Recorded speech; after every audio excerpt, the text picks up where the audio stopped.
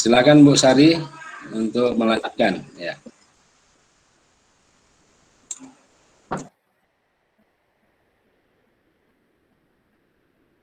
Selamat pagi anak-anak, anak ibu yang ibu sayangi. Bagaimana kabar kalian? Selamat pagi, Bu. Bagaimana kabar kalian hari ini? Selama pandemi ini? Baik, Bu. Sehat. Bagus, harus sehat ya anak-anakku. Dan tetap patuhi prokes 3M selama masa pandemi ini. Tahu prokes itu kan, Bu? Tahu kan prokes itu anak-anakku sayang? Tahu, Bu. Tahu, Bu, protokol kesehatan. Iya. Nggak bisa Iya, kemana-mana, betul Bu. sekali. Nah, sebelum kita memulai materi ini, Ibu minta tolong dulu sama Dona untuk buat doa, nak. Baik, Bu. Sebelum kita mulai, mari kita berdoa menurut ajaran dan kepercayaan masing-masing. Doa dimulai.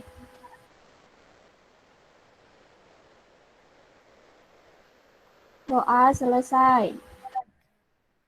Terima kasih anak Ibu Dona. Nah, di sini Ibu mau memberikan materi tentang mengendalikan emosi. Tapi sebelum Ibu lanjut, Ibu mau bikin games dulu, biar lebih rileks sama lebih fokus. Nah, nanti kalau Ibu bilang kanan, kepalanya ke kiri. Kalau Ibu bilang kiri, kepalanya ke kanan. Mengerti anak Ibu? Mengerti, Bu. Bu. Mengerti, Bu. Oke ya, mulai dari 1, 2, 3, kanan.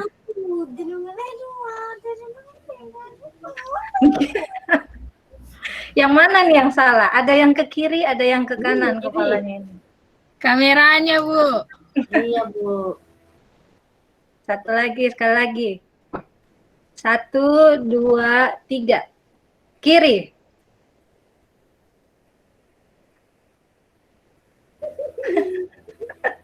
Oke, baik. Makasih anak-anakku. Ada yang salah sebenarnya, tapi itu mungkin karena kurang fokus. Jadi di sini Ibu mau merilekskan kalian saja. Tapi yang Ibu bawa hari ini tentang mengendalikan emosi. Siapa di sini yang suka emosian? Yang di kelas, siapa itu? Arifin, Bu, Arifin. Oh iya. Dia mau gaduh aja tuh. Berarti semua orang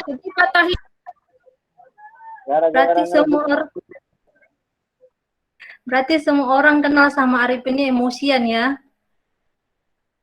Iya, Bu, garang ngerebutkan Dona, Bu. Iya. Wah, merebutkan Dona ya. Jadi Ibu mau biar kalian tahu, Arifin juga tahu kayak mana cara mengendalikan emosi itu. Oke, jadi anak-anak Ibu apa siap untuk ke materi tentang mengendalikan dirinya? Siap, Bu. Baik, di sini Ibu akan buka. Maaf. Di sini Ibu akan buka tentang materi Ibu mengendalikan emosi. Emosi adalah suatu perasaan yang pasti dimiliki setiap manusia. Semua orang pasti mengenal istilah yang satu ini, yang digunakan untuk menggambarkan apa yang dirasakan oleh seseorang ketika ada perubahan yang terjadi dalam kehidupannya sehari-hari. Dalam kehidupan sehari-hari, pada umumnya kita akan melibatkan emosi ketika berbicara, memilih kata-kata, mengambil keputusan, memilih aktivitas berdasarkan apa yang kita rasakan saat itu. Emosi memang memegang peranan yang besar dalam kehidupan kita dan merupakan salah satu hal yang menjadi penting dalam cara membentuk karakter. Nah, sebelum Ibu lanjut ke slide berikutnya, Ibu mau nanya dulu sama anak-anak Ibu. Contoh-contoh emosi yang kalian tahu apa aja? Senang, marah. Betul sekali Dona. Iya. Tapi Bu, saya pikir emosi itu cuman marah-marah aja gitu, Bu. Enggak, Bu? Enggak, Dona. emosi itu, nih Bu, Ibu bagi ya, jenis-jenis emosi itu. Ada emosi marah, emosi sedih, duka, susah, dan pilu, emosi iri, emosi takut, dan emosi cinta. Di sini, emosi marah biasanya disebabkan karena kalau kita nggak suka sama orang, pasti kita marah sama dia kan. Jadi membuat kita, tingkah laku kita itu menjadi agresif. Kadang ada orang yang sampai memukul atau berantem. Mungkin kalau laki-laki nih, biasanya si Arifin ini kalau nggak suka pasti ngajak berantem. Ya kan Arifin? Bu, dia sering ngajak berantem saya, Bu. Ngajak berantem perempuan ya. Jadi laga mulut aja, nggak laga fisik Nah, ya. Bu, itu kacamata saya dipakai sama Bu Dona itu, sama Dona itu. Jadi di sini makanya kita harus bisa mengendalikan emosi marah kita. Karena biasanya orang yang emosi marah itu selalu menjadi yang negatif. Yang orang yang dipenjara itu biasanya karena emosi marah, tidak bisa mengendalikan emosinya. Yang kedua itu emosi sedih, duka, susah, dan pilu. Kalian pasti sedih jika menghadapi musibah, sehingga bisa membuat kita menangis, mengurung diri di kamar. Biasanya ini perempuan nih, kalau misalnya kayak Dona nih, pasti kalau sakit hati atau dimarahi mama, ngurung diri di kamar kan, nggak mau makan, kan biasa gitu kan Dona? Makan mau, Bu, tapi ngumpet-ngumpet. Oh ya gitu ya, biar agak ada itunya ya, malu-malunya juga ya. Ya, Bu. Terus emosi iri. Iri ini bisa masuk ke positif sama negatif. Misalnya kalau hal positif, misalnya Paulina iri sama Dona yang ranking di kelas. Nah, positifnya si Paulina jadi semangat belajar untuk mengalahkan si Dona supaya berlaga ranking gitu. Kalau negatifnya di sini misalnya si Arifin tuh beli HP baru, tapi si Neni nggak suka dia HP baru. Jadi dia dengan cara menggosipkan si Arifin yang lain-lain. Dia bilangnya lah HP itu didapat si Arifin dari mencuri. Nah, itu iri yang negatif. Terus emosi takut. Takut itu misalnya kalau kita misalnya kayak tidak mau menjumpai guru karena gurunya itu cerewet, marah-marah aja. Jadi biasanya emosi takut itu kita menjauh atau menghindar dari masalah itu. Terus emosi cinta. Di sini emosi cinta biasanya cinta anak remaja. Siapa di sini yang udah pernah pacaran? Atau sudah pacaran sebenarnya? Bu. Paulina ada pacaran dia, Bu. Ada cowoknya ganteng, Bu. Semalam tunjukkannya sama awak, Bu. Wah, nah di sini kalau versi emosi cinta kalian itu positif, ada positifnya. Biasanya untuk lebih semangat untuk belajar. Tapi kalau berlebihan, nanti ada pula kata yang bilang cinta ditolak, dukun bertindak. Atau kadang di berita cinta ditolak,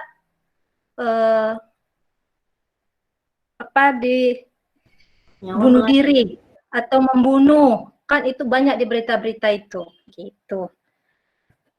Selanjutnya Ibu ke fungsi emosi. Fungsi emosi itu terbagi 3. Ada subverbal, yaitu sebagai sarana untuk mempertahankan hidup.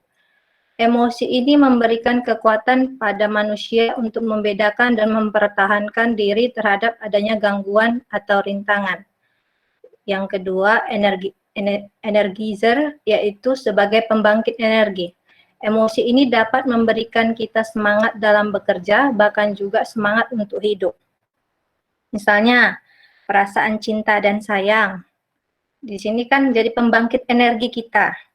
Kalau ada juga yang negatifnya, misalnya kita kok suram kali hari ini, merasa semangat hidupnya kurang, jadi belajarnya pun nggak tentu, itu mungkin ada dari perasaan sedih atau benci. Yang ketiga, messenger, yaitu sebagai pembawa pesan. Emosi ini memberitahu kita bagaimana keadaan orang-orang yang berada di sekitar kita, terutama orang-orang yang kita cintai dan sayangi, sehingga kita dapat memahami dan melakukan sesuatu yang tepat dengan kondisi tersebut. Nah, di sini misalnya anak ibu Siwan tadi pagi kena marah ini sama mamanya di rumah sebelum Google Meet karena bangunnya telat. Pasti si Paulina nggak berani menyapa karena tak nengok muka Siwan udah nggak iya apa atau bad mood, udah kecut gitu. Jadi cara si Paulina membuatnya Siwan senang kembali dengan memberikan candaan-candaannya. Sampai sini mengerti anak-anak ibu? Ngerti, Bu. Ibu. Nah, di sini selanjutnya faktor yang mempengaruhi emosi remaja. Keadaan jasmani. Apabila keadaan jasmani kurang sehat, dapat mempengaruhi emosi yang ada pada remaja, terutama siswa kelas unggulan. Pada umumnya remaja yang dalam keadaan sakit sifatnya lebih perasa dibandingkan remaja yang sehat. Nah, di antara kalian pasti pernah sakit atau nggak enak badan dibilang. Pasti kalau diajak kawan-kawan tidak ada semangat, terus jadi bawaan pengen marah aja terus. Yang kedua, keadaan dasar remaja.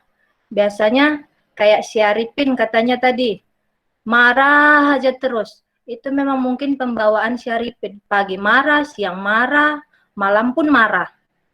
Nah, yang ketiga, keadaan remaja pada suatu waktu atau keadaan temporer remaja. Nah, di sini biasanya kalau kita lah sekarang sebagai banyak tugas, sebagai siswa yang banyak tugas dikasih guru. Jadi lagi ngerjain ini, padahal waktu untuk besok tuh udah mepet nih, diganggu adik pula lagi. Ya makinlah marah, emosi kita sama adik kita. Nah, cara kita untuk mengendalikan diri kita, mengendalikan emosi kita, yaitu satu, yang pertama dengan jangan langsung bereaksi atau bertindak terhadap sesuatu hal atau kejadian. Bereaksi dengan segera terhadap pemicu emosi bisa menjadi kesalahan besar dalam hidup. Ketika sedang emosi, kamu pasti akan mudah mengatakan atau melakukan sesuatu yang nantinya akan kamu sesali. Sebelum menyangkal pemicunya dengan argumen emosional kamu, tarik nafas panjang, stabilkan infus yang luar biasa, terus bernapas dalam-dalam selama 5 menit dan rasakan otot-otot kita menegang dan detak jantung kembali normal. Yang kedua, cari bimbingan yang tepat. Di sini kita bisa lari kepada Tuhan, berdoa misalnya. Iman adalah rahmat keselamatan manusia di saat-saat tergelap dalam hidupnya. Tidak peduli apa keyakinan Anda, mengembangkan hubungan yang sehat dengan Tuhan akan membantu mengatasi hambatan hidup dengan jauh yang lebih mudah. Nah, yang ketiga, temukan lingkungan dan aktivitas yang sehat. Di sini kita akan menemukan dan bergabung dengan lingkungan yang sehat. Setelah kamu berhasil mengendalikan emosi, hal selanjutnya yang harus Anda lakukan adalah melepaskan emosi tersebut dengan cara yang sehat. Biasanya dengan cerita ke teman kita akrab atau sahabat kita, curhat dibilang, biar tidak mindet di kepala gitu ya kan. Yang keempat, lihat gambaran besar dari setiap kejadian. Ini di sini kita selalu harus berusaha melihat gambaran besar dari setiap kejadian. Setiap kejadian dalam hidup, baik atau buruk, pasti memiliki tujuan yang lebih tinggi. Kebijaksanaan berarti mampu melihat melampaui keadaan saat itu dan memahami makna yang lebih besar dari situasi apapun. Yang kelima, ubah mindset Anda.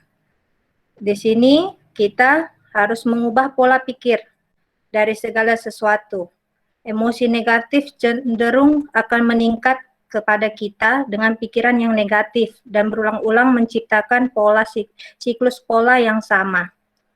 Nah, kali ini diharapkan emosi yang kamu rasakan dan kamu pikirkan sesuatu yang buruk dipaksa untuk keluar dari pikiran dan gantikan pikiran yang kamu bayangkan menjadi positif.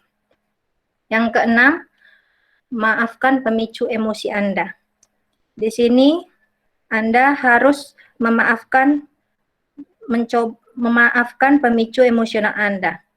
Pemicu emosional bisa jadi adalah teman baik, anggota keluarga, diri Anda sendiri, atau semua yang disebutkan barusan.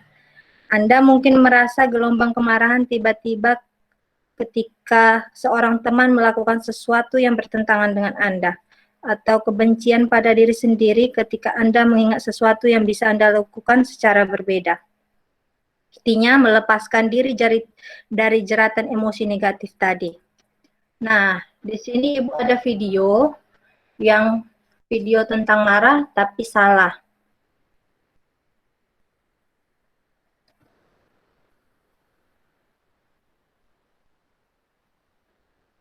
Ya, Nak.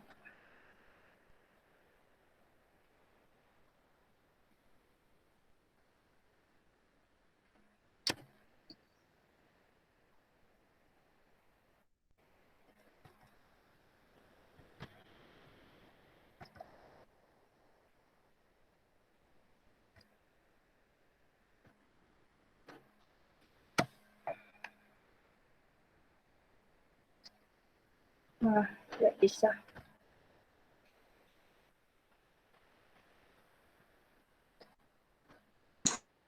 Ya, udah siap Bu Sari? Bentar Pak, videonya belum. Bu Sari udah siap? Bentar Pak, videonya belum.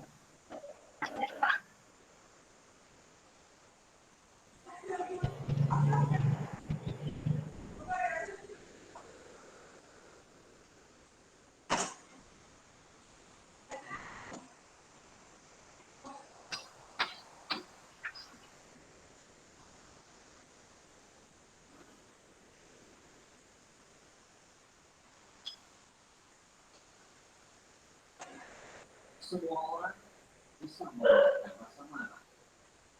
Tidak semua orang bisa merasakan rasa marah. Kita ini hanya terbiasa jadi sangat wajar harus merasakan rasa marah. Marah itu mudah. Nampak videonya, Nak? Nampak Bu, suaranya Apa kecil. Bu? Suaranya kecil ya.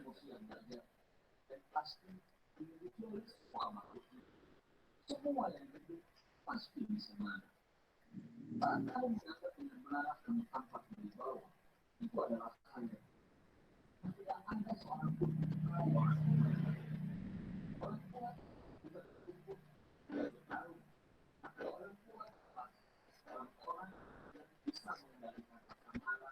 saat keadaan dan orang lain membuat dia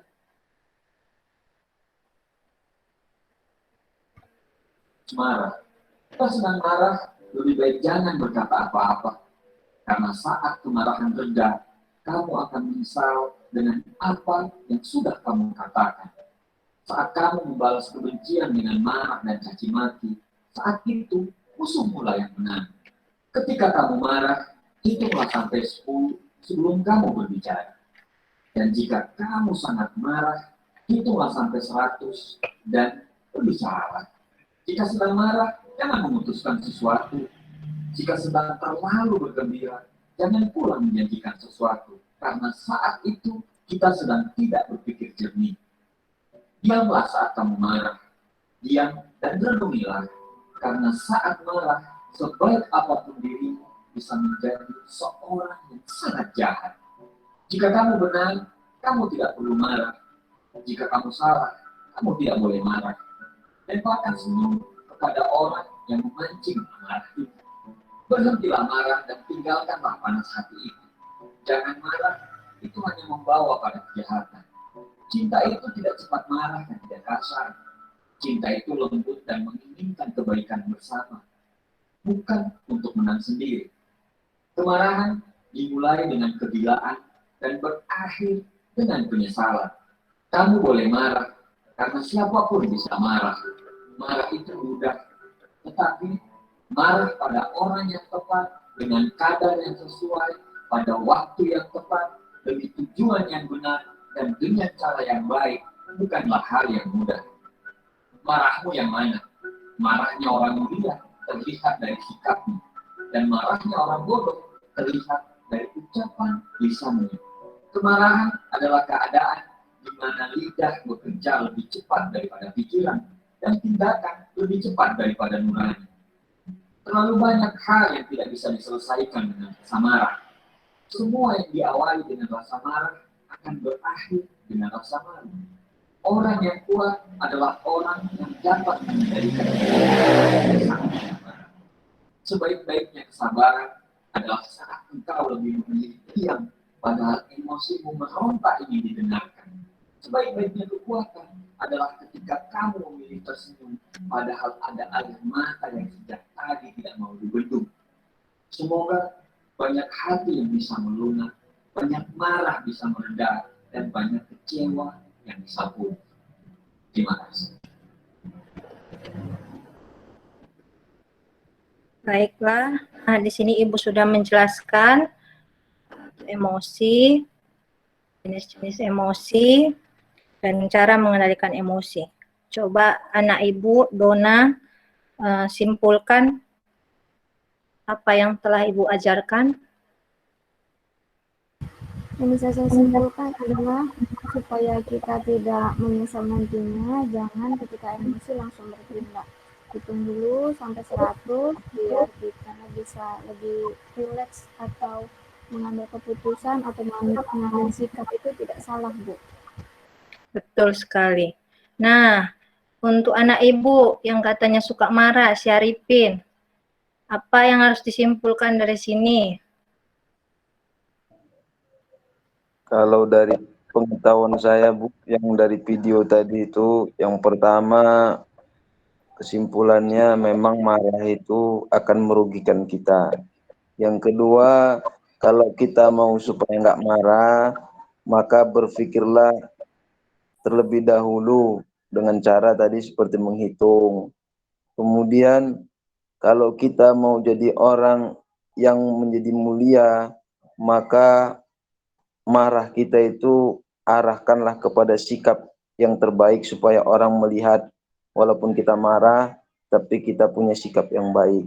Nah, seperti itu, Bu, kalau menurut saya. Jadi, Nak Arifin masih mau marah-marah? Kalau dari situ udah nggak mau lagi, Bu. Memang Ibu, Bu, udah kapok lah, Bu. Orang ini gara-gara orang juga ini, Bu. Ya, berarti harus bisa Arifin mengendalikan emosinya ya, Nak? Ya, Bu. Baiklah.